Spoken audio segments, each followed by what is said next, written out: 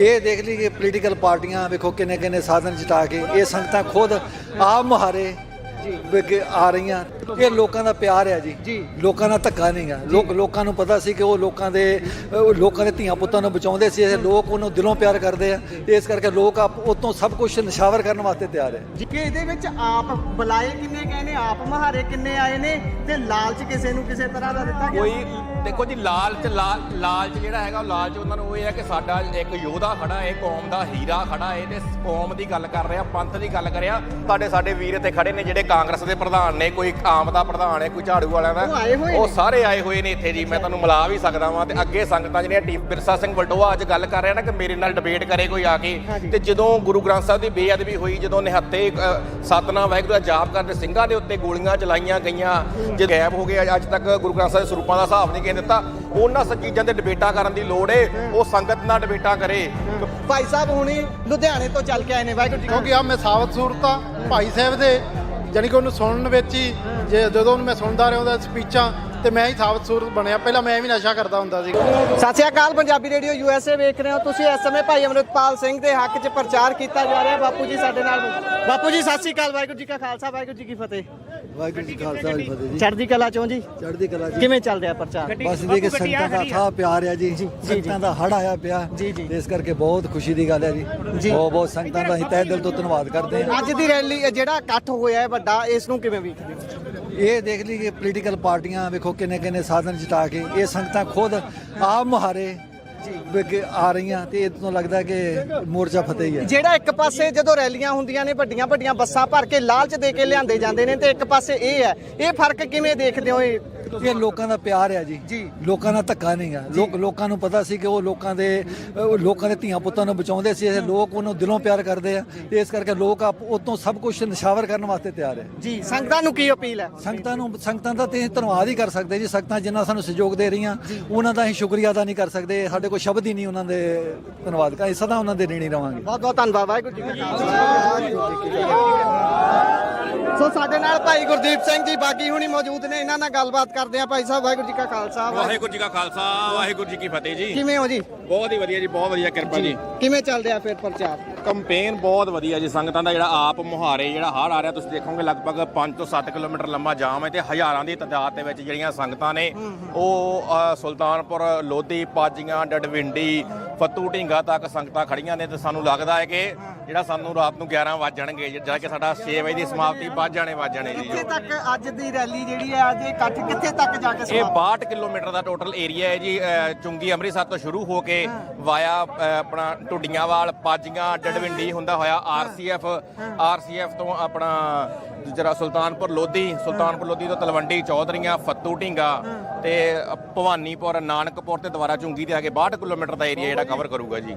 ਦੋ ਹਲਕੇ ਹਲਕਾ ਕਪੂਰਥਲਾ ਤੇ ਸੁਲਤਾਨਪੁਰ ਲੋਧੀ। ਆ ਜਿਹੜੀ ਹੁਣ ਸੰਗਤ ਦਾ ਇਕੱਠ ਹੋਇਆ ਹੈ ਠਾਠਾ ਮਾਰਦਾ ਇਹ ਜ਼ਰੂਰ ਦੱਸ ਦਿਓ ਕਿ ਇਹਦੇ ਵਿੱਚ ਆਪ ਬੁਲਾਏ ਕਿੰਨੇ ਗਏ ਨੇ ਆਪ ਮਹਾਰੇ ਕਿੰਨੇ ਆਏ ਨੇ ਤੇ ਲਾਲਚ ਕਿਸੇ ਨੂੰ ਕਿਸੇ ਤਰ੍ਹਾਂ ਦਾ ਦਿੱਤਾ ਗਿਆ? ਕੋਈ ਦੇਖੋ ਜੀ ਲਾਲਚ ਜਿਹੜਾ ਹੈਗਾ ਉਹ ਲਾਲਚ ਉਹਨਾਂ ਨੂੰ ਇਹ ਹੈ ਕਿ ਸਾਡਾ ਇੱਕ ਯੋਧਾ ਖੜਾ ਹੈ ਕੌਮ ਦਾ ਹੀਰਾ ਖੜਾ ਹੈ ਤੇ ਕੌਮ ਦੀ ਗੱਲ ਕਰ ਰਿਹਾ ਪੰਥ ਦੀ ਗੱਲ ਕਰਿਆ ਇਸ ਲਾਲਚ ਨਾਲ ਅੱਜ ਸਾਰੇ ਝੰਡੇ ਛੱਡ ਕੇ ਬਹੁਤ ਸਾਡੇ ਵੀਰ ਇੱਥੇ ਖੜੇ ਨੇ ਜਿਹੜੇ ਕਾਂਗਰਸ ਦੇ ਪ੍ਰਧਾਨ ਨੇ ਕੋਈ ਆਮ ਦਾ ਪ੍ਰਧਾਨ ਹੈ ਕੋਈ ਝਾੜੂ ਵਾਲਿਆਂ ਦਾ ਉਹ ਸਾਰੇ ਆਏ ਹੋਏ ਨੇ ਇੱਥੇ ਜੀ ਮੈਂ ਤੁਹਾਨੂੰ ਮਿਲਾ ਵੀ ਸਕਦਾ ਵਾਂ ਤੇ ਅੱਗੇ ਸੰਗਤਾਂ ਜਿਹੜੀਆਂ ਟੀਮਾਂ ਖੜੀਆਂ ਆਮ ਆਦਮੀ ਪਾਰਟੀ ਦੀਆਂ ਟੀਮਾਂ ਖੜੀਆਂ ਨੇ ਠੀਕ ਆ ਜੀ ਤੇ ਬਕਾਇਦਾ ਤੌਰ ਤੇ ਕਾਂਗਰਸ ਜਿਹੜੀ ਪਾਰਟੀ ਦੇ ਬਹੁਤ ਸਾਰੇ ਵਰਕਰ ਛੱਡ ਕੇ ਸਪੋਰਟ ਕਰ ਰਹੇ ਨੇ ਪਿੰਡਾਂ 'ਚ ਆਪ ਮੁਹਾਰੇ ਆ ਕੇ ਸਾਡੇ ਕੋਲ ਸਰੋਪੇ ਪਵਾ ਰਹੇ ਨੇ। ਗੱਲ ਕੀ ਚੱਲਦੀ ਹੈ ਜਦੋਂ ਲੋਕਾਂ ਨਾਲ ਵਿਚਰਦੇ ਹੋ ਪਿੰਡ ਜਾਂਦੇ ਹੋ ਇਸ ਤਰੀਕੇ ਦੇ ਨਾਲ ਅਸੀਂ ਵੇਖੇ ਨੇ ਰਾਸਤੇ 'ਚ ਬਹੁਤ ਸਾਰੇ ਲੰਗਰ ਵੀ ਲੱਗੇ ਹੋਏ ਸੀ ਲੋਕਾਂ ਦੇ ਵਿੱਚ ਗੱਲ ਕੀ ਚੱਲਦੀ ਹੈ ਕੀ ਗੱਲ ਕਰ ਰਹੇ ਨੇ? ਗੱਲ ਜਿਵੇਂ ਮੈਂ ਜਾਣਨਾ ਚਾਹੁੰਦਾ ਕਿ ਭਾਈ ਅੰਮ੍ਰਿਤਪਾਲ ਸਿੰਘ ਦੇ ਬਾਰੇ ਗੱਲ ਹੋ ਰਹੀ ਹੈ ਜਾਂ ਪੰਥ ਦੀ ਗੱਲ ਕਰ ਰਹੇ ਨੇ ਪੰਜਾਬ ਦੀ ਗੱਲ ਕਰ ਰਹੇ ਨੇ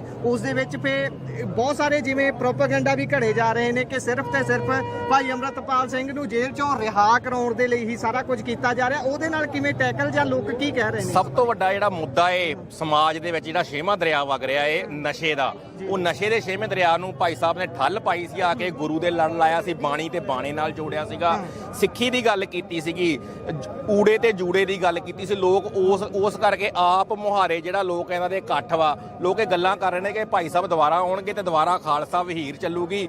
ਉਸੇ ਤਰ੍ਹਾਂ ਹੀ ਫੇਰ ਜਿਹੜੇ ਨੌਜਵਾਨ ਉਹ ਨਸ਼ਾ ਛੱਡਣਗੇ, ਨਸ਼ਾ ਛੱਡ ਕੇ ਉਹ ਜਿਹੜਾ ਚਿੱਟੇ ਦੀ ਦਲਦਲ ਵਿੱਚ ਜਿਹੜਾ ਛੇਵਾਂ ਦਰਿਆ ਜਿਹੜਾ ਵਗ ਰਿਹਾ ਹੈ ਉਹਦੇ ਵਿੱਚੋਂ ਇਹ ਬਾਹਰ ਨਿਕਲਣਗੇ।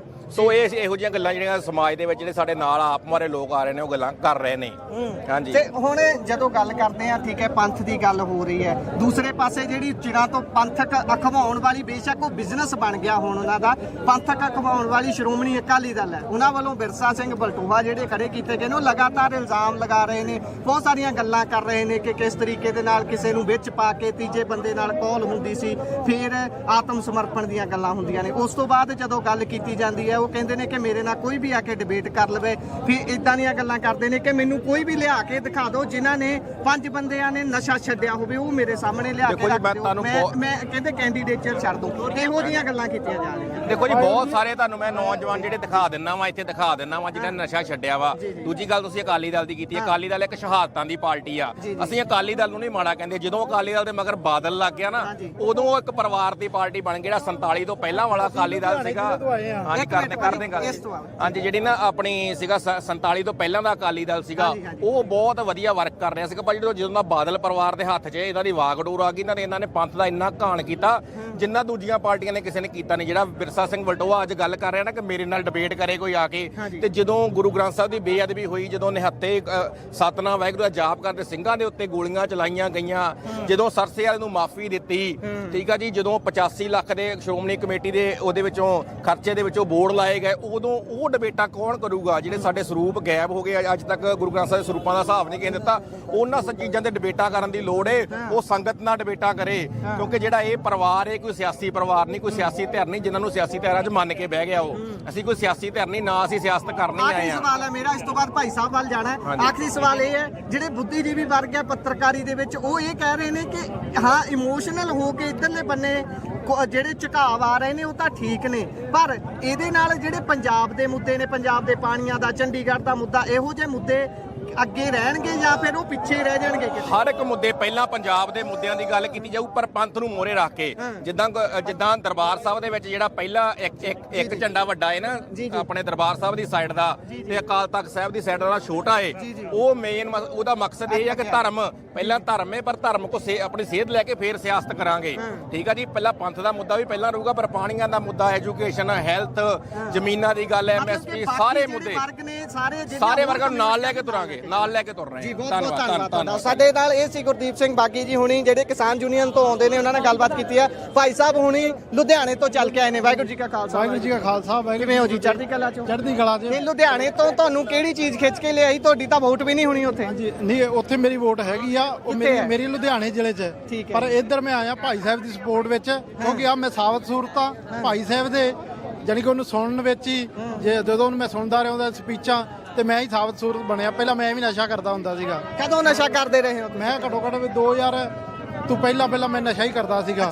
ਜਦੋਂ ਦੇ ਭਾਈ ਸਾਹਿਬ ਨੂੰ ਸੁਣਨ ਲੱਗੇ, ਫਿਰ ਮੈਂ ਇਧਰਲੇ ਪਾਸੇ ਨੂੰ ਲੱਗਿਆ, ਤੇ ਮੈਂ ਆਪ ਦਾੜੀ ਕੇਸ ਰੱਖ ਲਿਆ, ਪੱਗ ਬੰਨਣ ਲੱਗ ਗਿਆ। ਇਹ ਸਭ ਭਾਈ ਹੋਣਾ ਦੀ ਦੇਣ ਆ ਜੀ। ਜੇ ਹੁਣ ਤੁਹਾਡੇ ਉੱਥੇ ਰਿਸ਼ਤੇਦਾਰੀ ਹੋਵੇ, ਤੁਸੀਂ ਉਹਨਾਂ ਨੂੰ ਅਪੀਲ ਕਰਦੇ ਹੋ ਉੱਥੇ ਵੋਟ ਪਾਉਣ ਲਈ? ਹਾਂਜੀ, ਇੱਥੇ ਮੇਰੇ ਰਿਸ਼ਤੇਦਾਰ ਆ ਬਾਜੇ ਕੋਲ, ਉਹ ਵੀ ਆ ਰਹੇ ਆ ਇੱਥੇ ਹੀ, ਤੇ ਅਸੀਂ ਉਹਨਾਂ ਕੋਲ ਜਾਣਾ। ਅਸੀਂ ਉਹਨਾਂ ਨੂੰ ਅਪੀਲ ਹੀ ਇਹੀ ਕਰ ਰਹੇ ਆ ਕਿ ਤੁਸੀਂ ਵੋਟ ਭਾਈ ਅਮਰਤਪਾਲ ਨੂੰ ਪਾਓ। ਤੇ ਜੇ ਲੁਧਿਆਣੇ ਦੀ ਤੁਹਾਡੇ ਗੱਲ ਕਰੀਏ, ਉੱਥੋਂ ਵੀ ਕੈਂਡੀਡੇਟ ਬਹੁਤ ਖੜੇ ਨੇ, ਉੱਥੋਂ ਫਿਰ ਕਿਹਦੀ ਹਵਾ ਚੱਲ ਰਹੀ ਜਾਂ ਕਿਹਨੂੰ ਵੋਟ ਦੇਣ ਬਾਰੇ? ਉੱਥੋਂ ਹਵਾ ਤਾਂ ਬਹੁਤਿਆਂ ਦੀ ਚੱਲ ਰਹੀ ਹੈ, ਪਰ ਅਸੀਂ ਕਰਮਜੀਤ ਬਰਾੜ ਦੇ ਹੱਕ ਵਿੱਚ।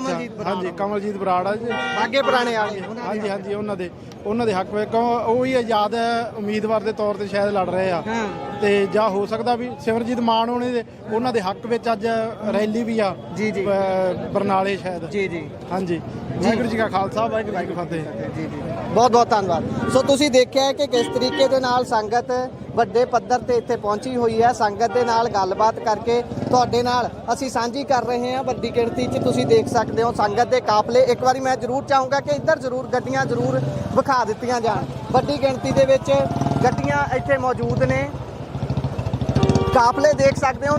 ਖਾਸ ਤੌਰ ਤੇ ਜਿਹੜਾ ਨੌਜਵਾਨ ਤਬਕਾ ਹੈ ਉਹ ਵੱਡੀ ਗਿਣਤੀ ਦੇ ਵਿੱਚ ਪਹੁੰਚਿਆ ਹੋਇਆ ਨਜ਼ਰ ਆ ਰਿਹਾ ਹੈ। ਸਾਰੇ ਪਾਸੇ ਜਿੱਧਰ ਵੀ ਵੇਖਦੇ ਹਾਂ, ਗੱਡੀਆਂ ਦੇ ਉੱਪਰ ਅੰਮ੍ਰਿਤਪਾਲ ਸਿੰਘ ਦੇ ਹੱਕ ਦੇ ਪ੍ਰਚਾਰ ਕਰਨ ਦੇ ਲਈ ਉੱਪਰ ਉਹਨਾਂ ਨੇ ਬੋਰਡ ਲਗਾਏ ਹੋਏ ਨੇ, ਪੋਸਟਰ ਲਗਾਏ ਹੋਏ ਨੇ, ਤੇ ਲੰਬਾ ਕਾਫਲਾ ਇਹ ਜਿਵੇਂ ਬਾਗੀ ਜੀ ਨੇ ਹੁਣੇ ਦੱਸਿਆ ਕਿ 62 ਕਿਲੋਮੀਟਰ ਲੰਬਾ ਇਹ ਜਿਹੜਾ ਰੈਲੀ ਹੈ ਇਹ ਨਿਕਲਣੀ ਹੈ ਤੇ ਪੰਥਕ ਝਲਕ ਪੈਂਦੀ ਹੋਈ ਇਸ ਤੋਂ ਨਜ਼ਰ ਆ ਰਹੀ ਹੈ। ਅਸੀਂ ਉਹਨਾਂ ਤੋਂ ਜਾਣਨ ਦੀ ਵੀ ਕੋਸ਼ਿਸ਼ ਕੀਤੀ ਸੀ ਕਿ ਪੰਥ ਦੇ ਨਾਲ ਪੰਜਾਬ ਦੇ ਮੁੱਦੇ ਵੀ ਚੱਕੇ ਜਾਣਗੇ ਜਾਂ ਨਹੀਂ। ਅੱਗੇ ਆਪਾਂ ਹੋਰ ਸੰਗਤ ਦੇ ਨਾਲ ਵੀ ਗੱਲਬਾਤ ਕਰਾਂਗੇ।